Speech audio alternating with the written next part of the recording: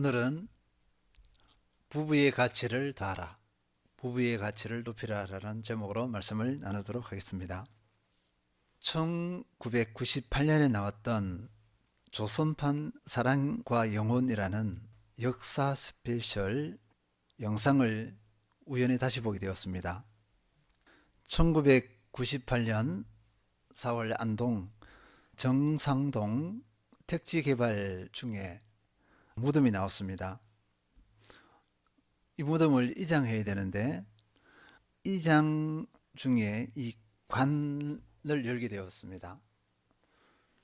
관에서는 미라가 나왔습니다. 그리고 관에서 나온 그 망자죠. 돌아가신 분의 가슴에는 한지로 쓰여진 한글 편지가 있었습니다. 근데 그것을 보니까요, 430년 전입니다. 1998년에 412년 전이었는데 지금으로 20몇 년을 더 추가하니까 거의 430년이 넘습니다. 아내가 31세의 나이로 요절한 남편에게 쓴 편지였습니다. 내용을 읽어드리겠습니다. 제가 받아 적어서 했기 때문에 조금 불확실할 수도 있습니다. 간단히 읽어드리겠습니다. 원희 아버지에게, 당신은 우리 둘이 머리 희도록 살다가 같이 죽자 하시더니 어찌 나를 두고 당신 먼저 가시나요? 함께 누우면 언제나 당신에게 말하곤 했죠. 남들도 우리처럼 어여삐 여기며 사랑할까요? 나하고 자식하고 어찌 살라고 당신 먼저 가십니까? 당신을 여의고는 나는 살 수가 없습니다. 빨리 당신께 가고 싶어요. 나를 데려가 주세요. 당신을 향한 마음을 이승에서 잊을 수가 없고 서러울 듯 한이 없습니다. 내 마음 어디에 두고 자식 데리고 당신을 그리워하며 살 수 있을까 생각합니다. 이내 편지 보시고 내 꿈에 와서 자세히 말해주세요. 꿈속에서 당신 말을 자세히 듣고 싶어서 이렇게 써서 넣어둡니다. 자세히 보시고 말해주세요. 아무리 한들 내 마음 같겠습니까? 이런 슬픈 일이 하늘 아래 또 있겠습니까? 일부분만 이렇게 발췌한 것입니다. 그리고 남편의 그 머리맡에는요, 미투리가 있었습니다. 미투리는 집신 같은 데 신발이거든요. 어떻게 만들었냐 하니까 아마 그때 전염병이 있었나 봐요. 남편 병환이 낫기를 바라면서 머리카락을 잘라서 신발을 만든 것입니다. 근데 남편이 신발을 신지도 못하고 죽었죠. 그러니까 그 신발을 무덤에 같이 묻었습니다. 제가 이제 이걸 보면서 한동안 가슴이 뭉클해졌습니다. 그리고 가슴이 저렸습니다. 부부란 참 아름답다. 이보다 아름다운 관계가 있을까? 라는 이런 탄성이 절로 나왔습니다. 그러나 모든 부부가 이런 모습이 아닌 것 같습니다. 어제는 5월 21일이죠. 부부의 날이었습니다. 부부의 날은 부부관계의 소중함을 일깨우고 화목한 가정을 이루고 가자는 취지로 2007년에 제정되었습니다. 처음에 이 부부의 날은요, 국가에서 주도한 것이 아닙니다. 세계 부부의 날 위원회 대표인 권제도 목사 주도로 시작되었습니다. 그분은 1995년 어린이날 TV에 나온 한 어린이가 우리 엄마 아빠가 함께 사는 게 소원이라는 말을 했습니다. 이 목사님은 이것을 충격으로 받았습니다. 그래서 이혼을 막고 부부 사랑을 강조하고자 부부의 날 지정 운동을 했습니다. 그래서 정부에서 이걸 받아들인 거예요. 이 권 목사님의 노력 끝에 제정된 부부의 날은요, 가정의 달인 5월 달에 이렇게 제정되었는데 날짜가 5월 21일입니다. 왜 21일이냐? 이가 뭐죠? 둘입니다. 둘. 이런 뭐죠? 하나잖아요. 둘이 만나 하나 된다는 뜻.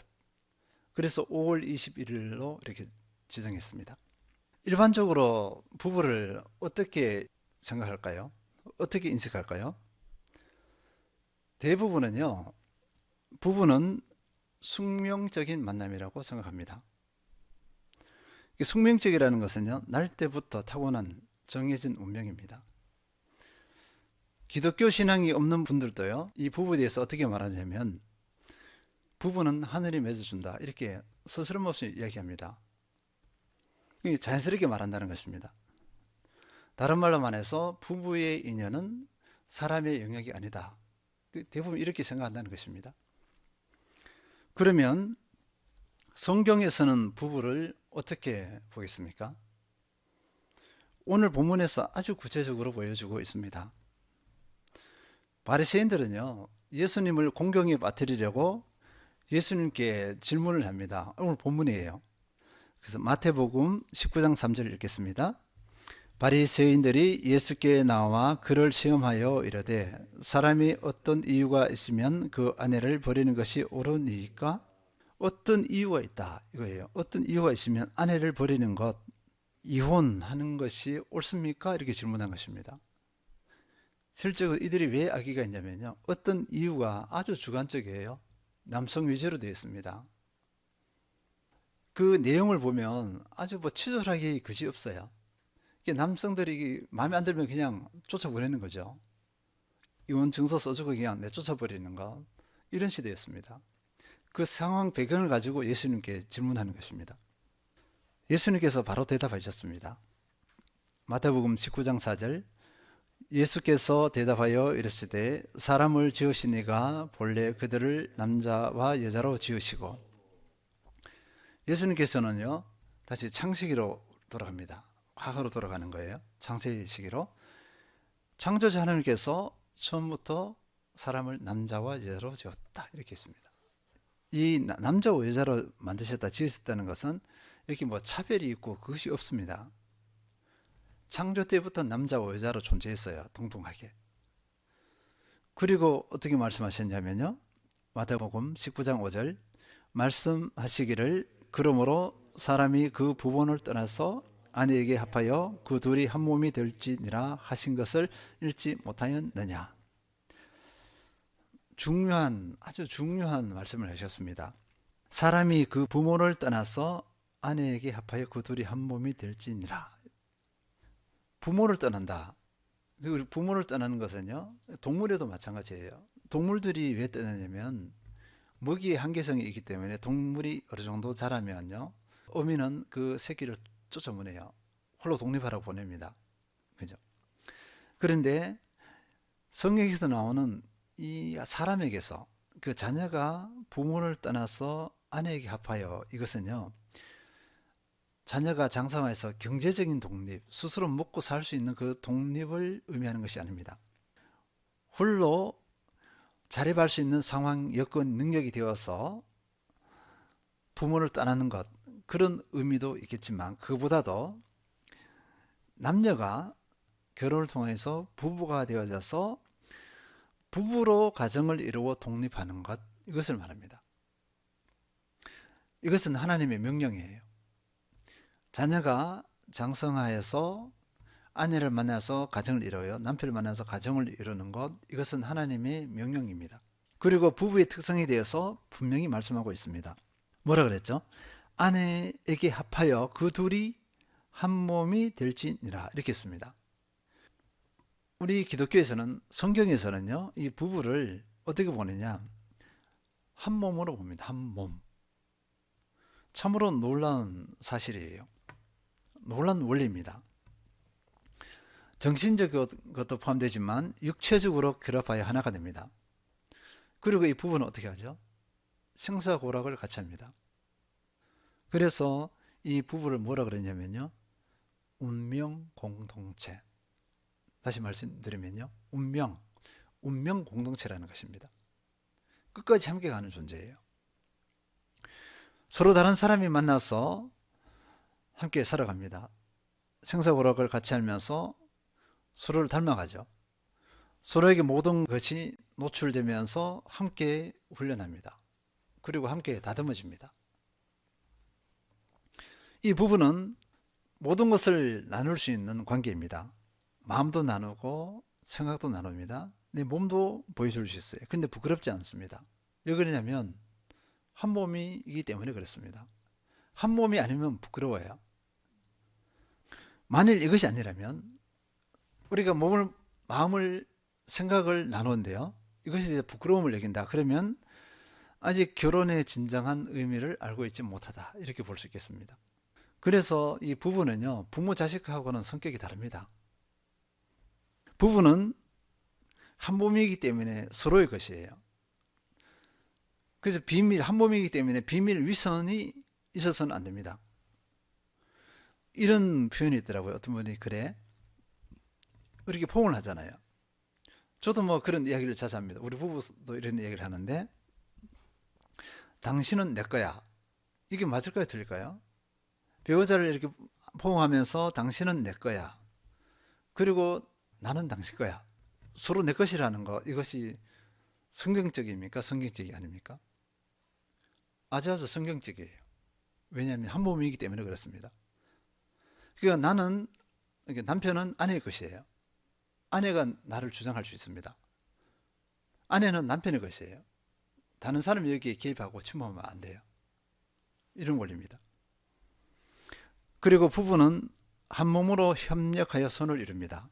전도서 4장 9절 10절, 두 사람이 한 사람보다 나음은 그들이 수고함으로 좋은 상을 얻을 것임이라. 혹시 그들이 넘어지면 하나가 그 동물을 붙들어 일으키려니와 홀로 있어 넘어지고 붙들어 일으킬 자가 없는 자에게는 화가 있으리라.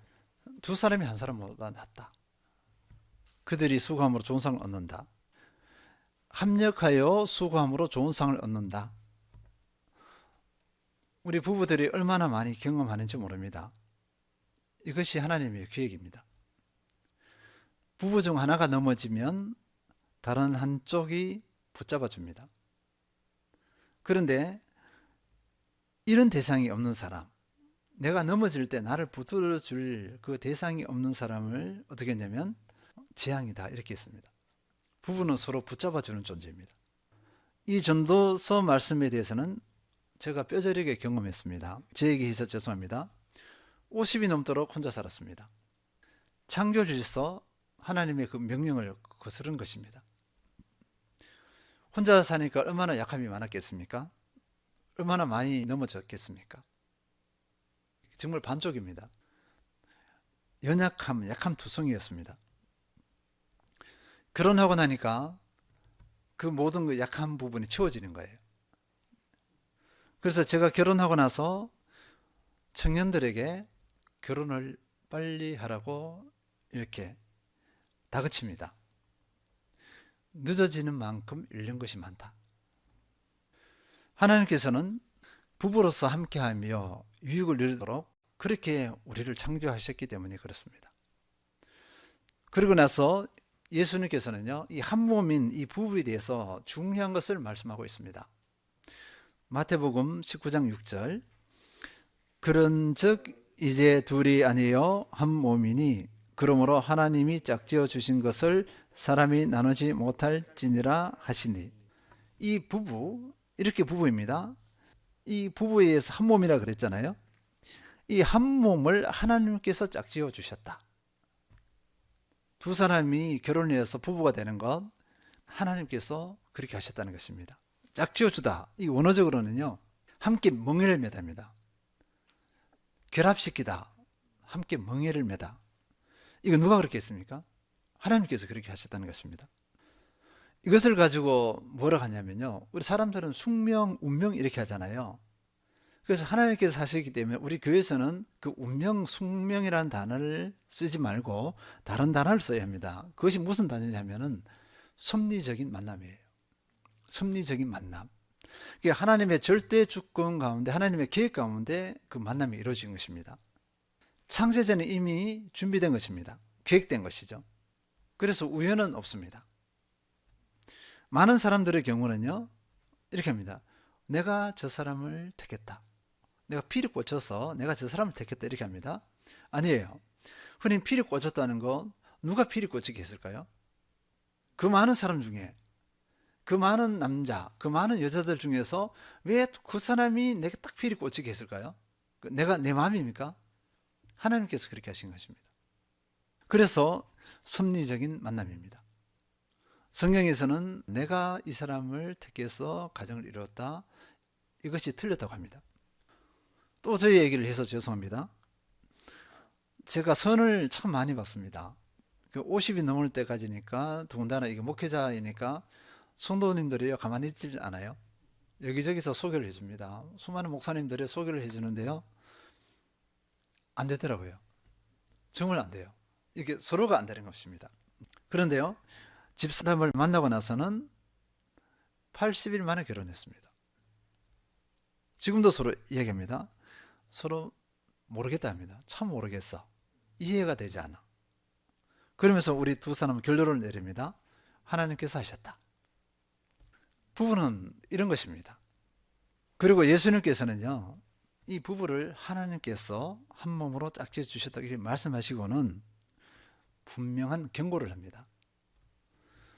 그러므로 뭐라 그랬죠? 그러므로 하나님이 짝지어 주신 것을 사람이 어떻게 해요? 나누지 못할지니라. 하나님의 계획과 뜻 가운데 창세전에 맺어진 이 부부예요. 그러니까 사람이 나누지 못한다는 것입니다. 이건 명령이에요, 명령. 다른 말로 말하면 이혼을 할 수 없다, 이렇게 보면 되겠습니다. 왜냐하면 하나님께서 한 몸 되게 하셨기 때문에, 하나님께서 한 몸 되게 하신 부부이기 때문에 그렇습니다. 그래서 이 말씀을 다시 조금 더 확인하면요, 이혼은 하나님의 섭리를 거스르는 것입니다. 불순종입니다. 하나님을 신뢰하지 못하는 것이 됩니다. 그리고 부부를 통해서 하나님께서 계획하신 것, 그 뜻을 이루어 드리지 못하는 것이 됩니다. 그렇게 헤어지는 것은 최선이 아닙니다. 그래서 이후에 바리새인들이 예수님께도 항변을 해요. 이렇게 하니까 모세가 이혼 증서를 써서 이혼해도 된다 하지 않았느냐, 이렇게 하는데 그 사람이 악해서 그런 거예요. 예외 조항입니다. 예외입니다. 예외. 그래서 오늘은 그걸 나누려는 것이 아닙니다. 그래서 그것은 넘어가고, 이 부부라는 것이 부부는요, 가정을 이뤘습니다. 이 부부의 최선이 뭐냐? 이 부부의 가치를 증대시키는 것입니다. 부부로 한 몸이 되게 하신 하나님의 그 목적이 있어요. 그 목적을 이루어가는 것, 그것이 최선입니다. 그래서 부부를 보고서 아름답다는 고백이 나와야 합니다. 아까 430년 전에 그 부부처럼 막 가슴을 맞춰 미거든요. 근데 결론은요, 아름답다. 이 부부가 참 아름답다. 이런만 탄성이 나옵니다. 우리도 그렇게 해야 된다는 것입니다. 그리고 이 부부를 통해서 두 사람을 하나 되게 하신 하나님의 섭리가 보여져야 합니다. 그래서 이것을 어떻게 되죠? 하나님께 영광을 돌려드립니다. 이런 부부가 되길 우리가 소망해야 될 줄 믿습니다. 그러면 어떻게 하면 부부됨의 가치를 높이느냐, 새롭게 하느냐, 부부됨의 가치가 깊어지느냐, 하나님께서 뜻하신 부부의 목적을 온전히 실현하겠느냐, 이것입니다. 그래서 몇 가지를 살펴보도록 하겠습니다. 첫째는요, 하나님께서 짝지어 주셨다, 한 몸 되게 하셨다는 믿음과 이 의식입니다. 이것이 있으면 그 부부는요, 거의 절반은 성공이에요. 결혼에 대해서, 이 부부에 대해서 하나님을 인정하는 것입니다. 관계가 어떻게 되어지냐면 나와 아내가 아니고 하나님, 나, 그리고 아내입니다. 하나님, 아내, 그리고 남편입니다. 그렇게 되어지면요, 상대 배우자를 존중합니다. 왜냐하면 하나님께서 주신 최고의 선물이기 때문입니다. 부부들이 가장 힘들어하는 것이 무엇일까? 그것을 조금만 확인해 보면요, 존중받지 못하는 것입니다. 이 존중받지 못할 때 아내의 경우 큰 상처가 되고 우울증이 막 오는 거죠. 남편의 경우는요, 남편이 존중받지 못하면 집에 들어오려고 하지 않아요. 밖에서 빙빙 돕니다. 내가 존중받지 못하는 곳에 왜 들어가? 그곳에 가는 것이 고통이기 때문에 그래요. 그래서 뭐냐면 서로 존중받는 곳을 찾아요. 어떤 분은 자녀에게 막 집착합니다. 남편, 아내에게 존중받지 못하면 자녀에게 막 집착하거든요. 자녀는 엄마를, 아빠를 존중해 줄 것으로 이렇게 생각합니다. 그런데 자녀가 어느 때가 되면요, 막 외면하는 경우가 많아요. 또는 제약된 길로 가기도 합니다. 그래서 가정이 파국을 맞이하는 것입니다. 그리고 하나님의 섭리 인정하면요, 하나님께서 딱 지어주시다 그러면 그 상대방을, 배우자를 어떻게 보는 거죠? 수단으로 보지 않습니다. 목적으로 봅니다. 하나님께서는 어떻게 해요? 서로 돕는 배필로 이렇게 우리를 보내주셨잖아요. 그러니까 나는 상대방 배우자를 돕는 존재예요. 그런데 하나님께서 맺어줬다는 이 의식이 없으면 내 중심이 되어서 상대방 배우자를 어떻게 해요? 수단으로 봐버립니다. 내 수단을 채워주지 않으면 흔히 말하면 용도 폐기예요. 이제 필요가 없는 것입니다. 그리고 이 부부 관계가 험악해집니다. 그리고 이 수단이 채워지지 않으면 이제 그 상대방이 미워지기 시작하죠. 그러니까 원수같이 여깁니다. 때로는 귀찮아지고요. 그래서 불미스러운 일들이 일어납니다. 어떤 연예인의 부모님께서 지금 TV에 막 나오고 있거든요. 막 뜨더라고요. 결혼은 지옥이다 이렇게 했어요. 연세도 많이 드셨는데 그렇습니다. 황혼 이혼의 위기에 있다고 이 방송에서 그냥 노출되었습니다. 왜 그랬을까를 생각해 봅니다. 성격 차이 그러거든요. 이게 성격 차이가 아니라 실제로 존중받지 못한 것에 대한 상처, 수단으로 취급받는 것에 대한 상처, 그것이 아닐까 싶습니다. 하나님께서 짝지어 주셨다, 한 몸 되게 하셨다는 믿음과 그 의식은요, 상대방을 존중합니다. 상대방을 수단이 아니라 목적으로 대합니다. 그리고 그 목적을 충실히 감당하려고 합니다. 내 중심이 아니라 상대방 중심이에요. 그러니까 그 부부가 좋은 사이의 부부, 그렇죠? 아름다운 부부가 될 수밖에 없습니다. 승리하시는 모든 성도님들 되시길 축원드립니다. 둘째는요, 사랑하는 것입니다. 부부가 사랑하지 않아서 결혼하지 않았습니까? 사랑해서 결혼했잖아요. 근데 사랑은 말은 쉽지만 쉽지가 않습니다. 왜냐하면 에로스의 사랑은요, 그 에로스의 남녀 간의 사랑은 이기적인 사랑이기 때문에 그래요. 사랑이, 남녀 간의 사랑이 숭고하기도 하지만 그 이면에는요, 이기적인 면이 있습니다. 내 중심이에요. 그래서 성경에서는요, 어떻게 했냐면 에베소서 5장 25절, 그리스도께서 교회를 사랑하시고 그 교회를 위하여 자신을 주심같이 하라.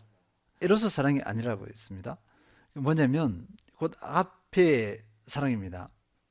남편에게 뭐냐면 그리스도께서 교회를 사랑하시고 교회를 위하여 자신을 주심같이 사랑하라, 이렇게 하신 거예요. 아가페 사랑입니다. 아가페 사랑. 이 아가페 사랑은 무슨 사랑일까요? 하나님의 사랑이에요. 예수 그리스도의 사랑입니다. 에로스로는 부부 관계가 유지되지 못해. 깨어져요. 그런데 아가페 사랑이 딱 기출하면 부부 사랑, 그 에로스 사랑이 이기적으로 변질되지 않습니다. 이타적으로 돼요. 아가페 사랑을 빼버린 에로스는 이기적입니다. 이기적이면 얼마나 서로 상처받는지 아세요? 기가 막힙니다. 이렇게 합니다. 이런 사람이어서 이렇게 하는 거죠. 이 사람이 이 정도밖에 안 돼? 이렇게 나오는 거예요. 왜냐하면 너무 이기적이니까. 그런데 아가페 사랑이 개입되면요, 이기적인 것이 싹 사라집니다. 그래서 상대방이 어떤 흠이 있잖아요. 그것도 다 받을 수 있어요. 아가페 사랑은 상대방을 용납합니다. 장로님 아까 기도하신 것처럼 긍휼히 여길 수 있어요. 에로스는 긍휼히 못 여깁니다. 중재해 버립니다. 그래서 부부간에 두 번째는요, 아름다운 부부 되기 위해서는 사랑이 승리해야 합니다. 승리하시는 우리 모든 성도님 되시길 기원합니다. 세 번째는요, 서로 순종입니다. 에베소서 5장 22절 보면요, 아내들이여 자기 남편에게 복종하기를 주께 하듯 하라, 이렇게 씁니다. 그래서 이 구절을 보면 참 그 아내들, 그러니까 여성들 입장에서는 차별로 받을 수 있어요. 성경이 왜 이렇게 차별을 하냐 이렇게 할 수가 있습니다. 많은 여성 운동가들은요 이 구절을 좋아하지 않아요. 근데 그 위에 보면요 21절 보면 뭐라 그랬냐니까 그리스도를 경외함으로 어떻게 했죠? 피차 복종하라 이렇게 했습니다. 피차 복종하라. 피차 복종하는 그 예가 22절에 아내들이여 자기 남편에게 복종하기를 주게 하듯 한 예예요. 예. 이게 서로 피차. 그러니까 성경에서는요 어떻게 보여주냐면 남녀가 같이 창조되었잖아요. 여기 우열을 두지 않습니다. 상대방을 존중합니다. 사랑합니다. 여기 이 사랑과 존중 가운데서 어떻게 해요? 서로 순종이 서로 순종. 피차 순종하는 것입니다. 아내의 말 잘 들으면 뭐 떡이 난다 그러잖아요. 제가 보니까 그렇더라고요. 살아보니까 그래요. 보세요. 남자가 딱 자존심 부리고 말을 안 들어 순종하지 않아. 그러면 떡이 나오지 않고 재앙입니다. 재앙. 이런 원리예요. 그래서 이게 서로 순종에는 꼭 겸손이 따라야 합니다. 겸손하지 않으면 순종하지 못해요. 모두 승리하시길 바랍니다. 마지막으로 한 가지만 더 할게요. 네 번째는요. 참 많이 경험하고 제가 청년들에게 많이 이야기하는 것입니다. 제가 결혼하기 전에도 얘기했거든요. 그러니까 제가 결혼하고 나니까 더 분명히 알고 더 확신 있게 계속 이야기합니다. 이 부부가 어떻게 해야 되느냐 하니까 그 아름다운 부부가 되기 위해서는 같은 마음, 같은 비전입니다. 우리 그리스도인에게 참으로 중요한 것입니다. 결혼하는 청년들에게 제가 왜 그러냐면요. 첫 번째 직장이나 재능을 많이 봐요. 능력을 많이 봅니다. 그래서 우리는 이론적으로는 신앙, 성품, 그다음에 직장 이렇게 하잖아요. 근데 여기서 좀 수정해야 되는 게 신앙, 성품, 그다음에 비전이에요. 비전. 같은 마음, 같은 비전. 불신자들은 별로 관심이 없을 거예요. 근데 우리는 비전입니다. 하나님의 자녀로서 신앙관, 그 비전을 이 부부가 같이 가져야 됩니다. 같이 가지 않으면 따로따로 놀아요. 그리고 이 부부가 어떻게 되어지냐면요. 외롭습니다. 외로워. 부부가 같이 있는데 외로워요. 그게 고통이거든요. 그래서 같은 비전이 너무너무 중요합니다. 이 그리스도 안에서의 같은 비전, 이거는 우리 믿음의 사람에게 해당되는 것이라고 볼 수 있겠습니다. 그래서 같은 비전을 가지게 되면요 서로 힘을 실어주죠. 합력의 손을 이루며 아름다운 열매를 맺을 수 있습니다. 근데 비전이 다르면 어떻게 되죠? 역효과예요. 1 플러스 1이 2, 4, 8 이렇게 되어야 되는데 1 플러스 1이 2가 아니라 1점 몇 내지 마이너스가 될 수도 있습니다. 그래서 같은 마음, 같은 비전이 그렇게 중요해요. 우리가 삶에 잘 적용해 보시기 바랍니다. 우리 성도님들 이 원리를 가지고 우리 자녀에게 한번 대비시켜 보세요. 우리 자녀가 어떤 배우자를 만나야 되겠는가, 가정을 어떻게 꾸려나가야 되겠는가, 그걸 한번 답을 얻으시기 바랍니다. 다양한 사례가 있습니다. 기질 있잖아요. 성격 달라요. 그것은 하나님께서 주신 축복입니다. 창조의 원리예요. 다르니까 서로 부딪혀서 다듬어지고 새로워지고 그 역량이 높여져요. 서로 훈련하게 되어집니다. 그래서 그 서로가 훈련해서 그 역량이 확 넓어지죠. 근데요, 같은 기질 성격 가진 사람들 보면요, 생명력이 없다는 거예요. 비슷하니까 부딪히는 거 없고 발전도 없어. 그런 사례 발표를 많이 하고 있습니다. 그런데 비전이 다른 것은 다른 차원이에요. 성격 기질과 비전은 다른 차원으로 바라봐야 됩니다. 그래서 같은 마음, 같은 뜻, 같은 비전에 승리하면 그 부부는 정말 시너지 효과를 내서 하나님의 선을 이루는 아름다운 부부가 될 줄 믿습니다. 우리가 승리해야 되겠죠? 네. 정리하겠습니다. 부부는 하나님의 섭리에 의해서 맺어진 한 몸입니다. 당연히 부부를 향한 하나님의 거룩한 뜻, 목적이 있습니다. 그 부부를 통해 하나님께서는 영광 받기를 원하십니다. 이 목적을 이루기 위해서는 첫째, 하나님께서 짝지어 주셨다. 한 몸 되게 하셨다는 믿음과 그 의식입니다. 존중과 목적으로 대함이 가능합니다. 둘째, 사랑하는 것입니다. 아가페 사랑입니다. 셋째, 서로 순종입니다. 하나님을 인정하고 겸손히 따라주어야 합니다. 넷째, 같은 마음, 같은 비전입니다. 서로에게 힘이 되어집니다. 시너지 효과가 있습니다. 외롭지 않습니다.